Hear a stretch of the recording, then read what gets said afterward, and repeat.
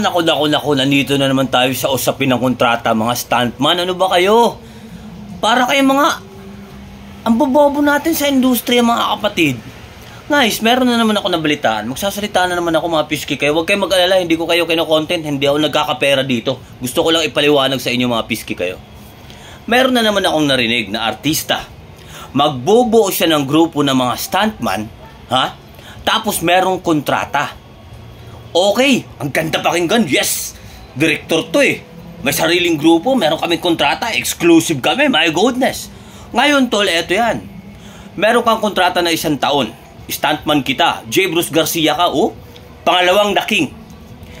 Eto ang grupo natin stuntman, may kontrata kayo sa akin na 1 taon. Ngayon, bawal kayong lumabas sa iba. Wow. Okay yan. Kung meron kang ibibigay allowance per month. O ganito ang usapan. Bawal kayong lumabas sa iba. Dito lang kayo sa akin. Dito lang kayo sa project ko. May kontrata kayo ng 1 taon. Now, may shooting ka o wala, meron kayong allowance sa akin. Kasi meron kayong kontrata. Obligasyon ko kayo. Obligado ako magbigay sa inyo. Paano ang pamilya nyo? May shooting kayo o wala, per month nyo, 30,000 ang allowance nyo. Now, syempre, pagsisikapan ko para hindi naman ako malugi, meron kayong trabaho sa akin. Hindi kayo mababakante sa 1 buwan, sa 1 taon. Hindi kayo mababakante. Now, hindi na siguro kayo lugi. May trabaho o wala, meron kayong allowance sa akin 30,000 a month para meron kayong ipakain sa pamilya nyo. Kasi bawal kayong lumabas sa ibang grupo. Now, yung trabaho nyo, dahil wala kayong trabaho sa loob ng 1 buwan, dahil yung iba may taping, ikaw wala, eto ang trabaho mo pag wala kang schedule. Mag-ensayo, meron tayong ensayo 6 hours a day. Yan ang trabaho nyo. Kung anong kulang ng isa, punan. Kung anong meron sa isa, sundin. Kung sinong mga mahuhusay, magpaturo kayo, magtulungan kayo. Gawin nating exclusive to. Gawin nating napakaganda ang grupo ng stuntman. Kung anong kakulangan ng isa, pagtulungan natin para lahat kayo maging mahusay. Yan ang trabaho nyo hanggat wala kayong taping or shooting. Now, kung meron kayong taping or shooting, may additional kayo sa akin na 3,000 a day. Iba yung 30,000 allowance nyo every month. Kasi exclusive ko kayo na stuntman. So, hindi na siguro kayo lugi dyan para meron kayong aasahan every month. Now, kung may shooting or taping kayo sa akin, may labas tayo sa grupo, may additional ka 3,000. Kung meron kang stunt na gagawin, additional mo 3,000 pataas, depende sa stunt na gagawin mo. Walang selosan na mangyayari kasi pag si Kulan Tutoy, pag tumira ng stunt dyan, the next day, iba naman. Meron tayong stunt rotation. Para lahat kalipay, lahat happy, lahat hayahay. Pero kung magkukontrata lang ka rin kayong mga piniski kayo, na wala naman kayong kakayahang ibigyan ng trabaho o allowance yung 1 tao at hindi nyo pinapakuha ng ibang project, dahil may kontrata, bawal lumabas sa iba, anong ipapakain nyo sa pamilya ko? Sinarado nyo yung... Parang ganun ang mangyayari dyan. For me, vice versa. Lahat happy. Kayong 50 people, exclusive ko kayong stuntman ko sa loob ng 1 taon. Bawal kayong lumabas sa iba, sa akin lang kayo. Huwag kayong mag-alala. 30,000 a month, meron kayong allowance sa akin. Wala kayong trabaho, mag-ensayo ka na mag-ensayo. Meron tayong taga-check niyan. May trabaho rin siya o may taga-check dyan. Kasi ang hirap nung kapatid, mayroon kayong kontrata, bawal kayong lumabas sa iba, kulantoy pa yung presyo nyo.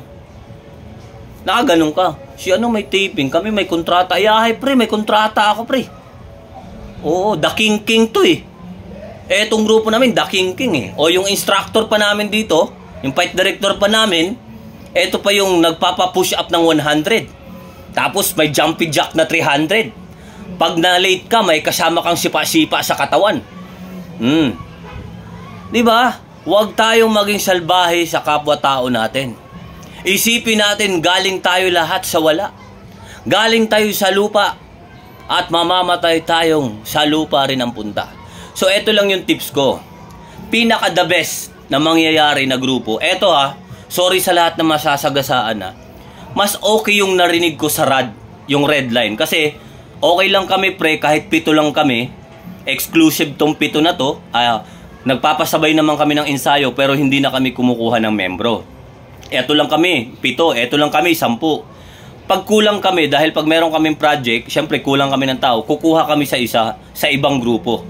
Selective yun.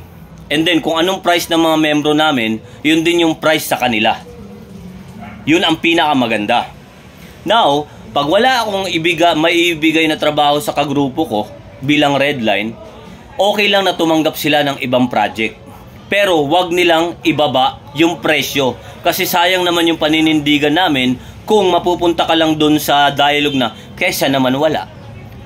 Diba, napakaganda na, oh sige pre, wala akong may bibigay na trabaho sa inyo ngayon. May pamilya kayong binubuhay, pwede kayong lumabas sa iba. Pero please, eto yung minimum, wag nyong ibaba ang sarili nyo. Dignidad na lang ang meron kayo. Binaba nyo pa, my goodness, ano pang, diba? Wala na kayong mukha, ihaharap sa salamin. So napakagandang patakaran na, 10 lang kami, exclusive kami 10. Pag may gusto sumabay sa amin na ensayo, pinapasabay namin. Pero hindi na kami kumukuha ng membro. Sapat na yung may project kami, sama-sama tayo lahat. Siyempre hindi mo pwedeng 10 lang ang gaganap dyan. Magkano presyo mo? 8,000, 8,000 ka, my goodness, umistan ka, 10,000. Ang pangit na kasi talaga nung kakontratahan na yan, kasi kontrata ka sa akin na may trabaho o wala kayo doon, meron na kayong gantong presyo, tumira ng stunt, walang bayad, hihintayin mo pang mabagok, aaprubahan, 3,000. Diba?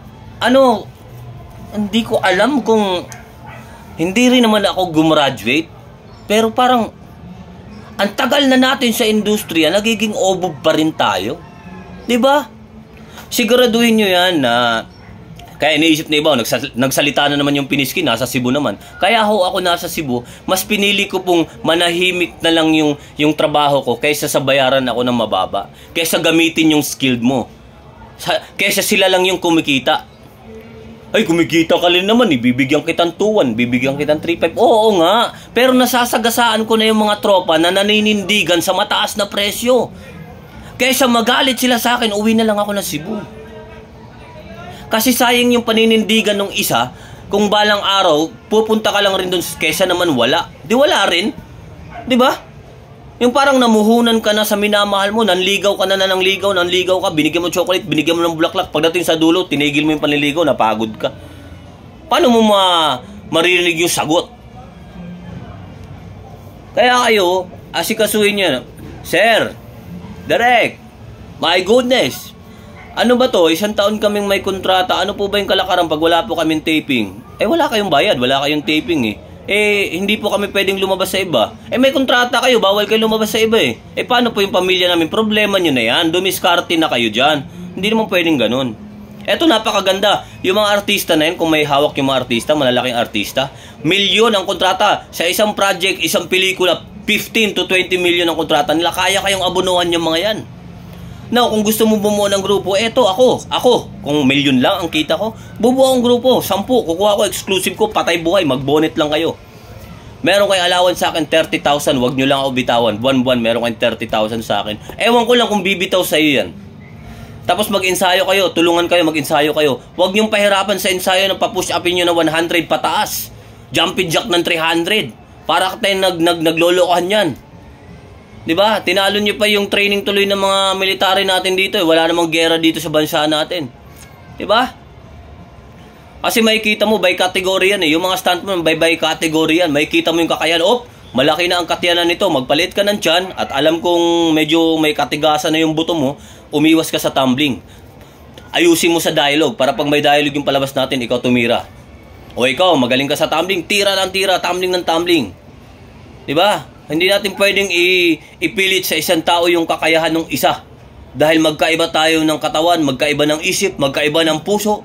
Diba? Tol, narinig nyo ba ako, Tol? Ha? Huwag nyo isipin, exclusive kami. May kontrata kami. 1 taon. Ang may hawak sa amin, daking kingkong. Iba. May allowance ba kayo dyan, pre? Pag wala kayong trabaho. Yun na nga, pre. Wala nga kaming allowance, pre. 3 linggo na ako walang trabaho, pre. Hindi ko alam, pre. May taping sana akong kaso di bawal pala kami lumabas sa iba. Ayun. Sayang. Makasurvive na sana yung asawa ko. Nahimatay lang. Walang taping Kaya ayusin niyo buhay niyo. Oo. Magdesisyon kayo ng maayos. Yung pangkalahatan. Yung wala kayong masasagasaan. Ito, mindset ba? Mindset.